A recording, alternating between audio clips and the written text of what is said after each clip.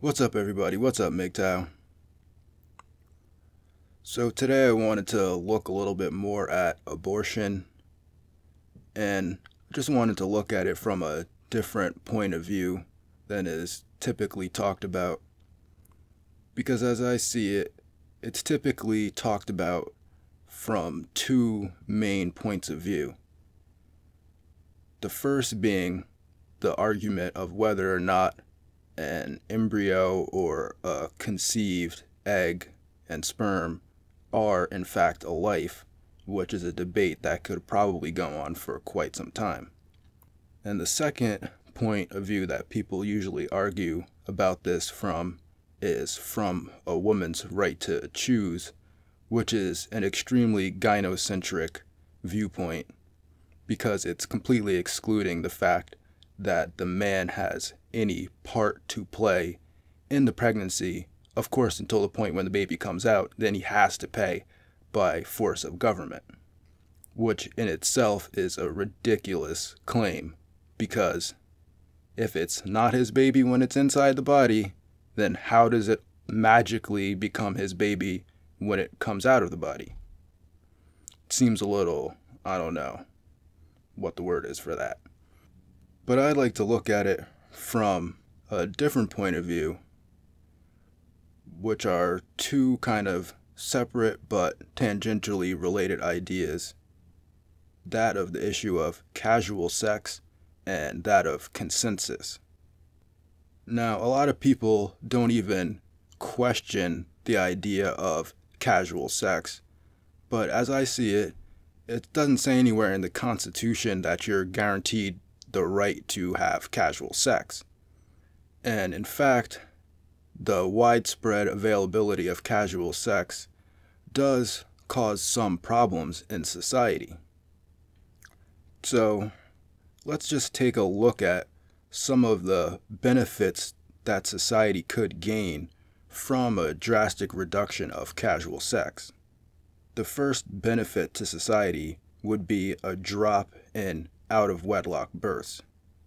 And now, I really don't think that out-of-wedlock births and single-mother homes could be overstated. And in fact, if you take race out of crime statistics, then single-mother homes becomes the main contributing factor to almost every type of violent crime.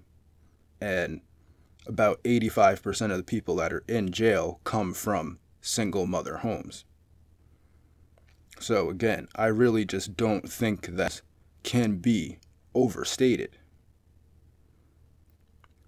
Then of course, there would be a drop in sexually transmitted diseases, which again would be a great benefit to society.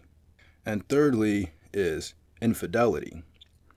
Now, I think that this would drastically reduce infidelity in both men and women because the risk of pregnancy stands for both men and women, and it might even be worse for men because they would have to financially support the mistress's child, and for women it would be difficult for them to hide a pregnancy if the man had not been having sex regularly with her. And lastly, it's kind of similar to the out-of-wedlock birth, but we would see a drop in welfare recipients because women would be more inclined to only have sex within a marriage or within a committed relationship with somebody that's committed to financially support them. But because of the fact that abortion and things like that are available, women are more likely to have casual sex, which then, after, they might decide, instead of getting an abortion, that they might just go ahead and go on welfare. And like I said, we would also see an increase in these type of things. We would see an increase in marriage, because like I said, women would be less inclined to have casual sex and be more inclined to look for a man that's stable, socially stable, and willing to provide resources to her. We'd also see an increase in children living in two-parent homes, which would by virtue, reduce the amount of violent criminals in jails and things like that, which would also reduce the amount of money that you have to pay taxes to keep people in jails. So I made these charts here to kind of illustrate how abortion and welfare contribute to the amount of casual sex that's available in society. So as we can see here, that when both abortion and welfare are available, casual sex is going to be at its highest peak in society. If abortion is unavailable but welfare is available, there might be a slight decrease in casual sex. If abortion is available and welfare is unavailable, there might also be a slight decrease in casual sex.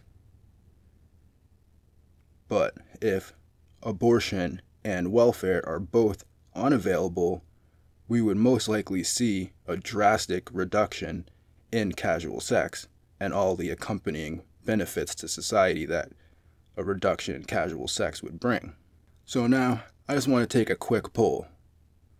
So, press 1 if you want to live in a society where a man is unconsensually forced to pay a woman finances and pay for an unconsensually born child. And press 2 if you want to live in a society where a man has the right to choose what he does with his finances. So, press 1 if you want to live in a society where a man has no control over his own finances, and press 2 if you want to live in a society where a man has control over his finances. I wonder if you guys want to live in a society where a man doesn't have control over his finances. So the second point that people seem to kind of miss in a two-party system is that it's not about consent as much as it's about consensus. Because I really think that the ability for a woman to get an abortion kind of lies at the root of this feminist idea that a woman can revoke consent at any time. Because before abortion was available, there was no revocation of sexual consent. If you got pregnant and there was no abortions available, you couldn't revoke it. And the fact that abortion is available, and in some places even late-term abortion is available, it kind of logically would follow that the revocation of consent would also be available. Because, of course, the woman has the right to choose even 20 years after she's had sex. She has the right to choose 9 months after she's pregnant. It's the same logic. But like I was saying, in a two-party system or multiple-party system, the question is not so much consent as it is consensus. And consensus used to be a bigger part of our political system than it is now, when the government didn't have as much power. So as you can see from this chart, the second chart here, that I'm kind of laying out, when party 1 consents and party 2 consents, then we reach a consensus. And that means that you can take an action. So, like the chart's showing, when party 1 and party 2 both agree to take an action or not take an action, then the action is either taken or not taken. Now, this is where it might get a little confusing to some people, but when party 1 does not agree and party 2 does agree or does give consent, then no action is taken.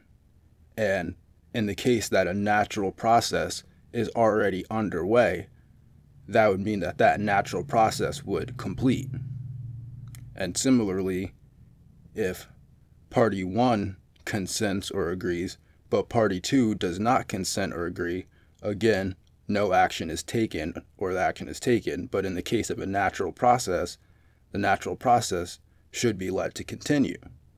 And then lastly, if neither party agrees or consents, then again, no action is taken, no agreement has been reached.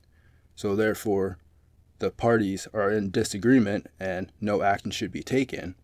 And if there's a natural process going on that's not going to kill anyone, then that party should, or that process should continue.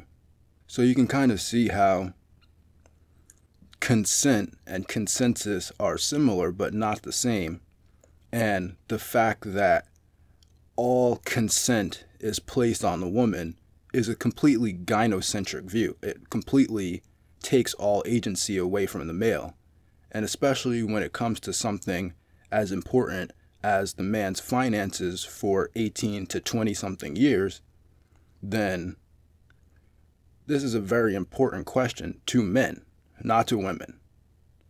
I mean, we can again argue about the biology of the life of the abortion and the woman's body, so to speak, but you never hear the question posed of, does the man have the right to choose what he does with his finances?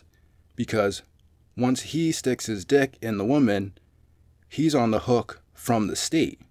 But then when it comes to the woman putting her pussy on top of the guy's dick, she doesn't have to do anything. It's her body, her choice. Oh, do you want to live in a country where women can't just walk into an office and have the man's child killed at any second? You see, it's kind of like, if you want to be egalitarian and you want to be fair about things, then the man should also be able to just say, well, hey, I didn't consent to this baby. I thought I was just having casual sex. I don't want to have to pay money for 18 to 23 years.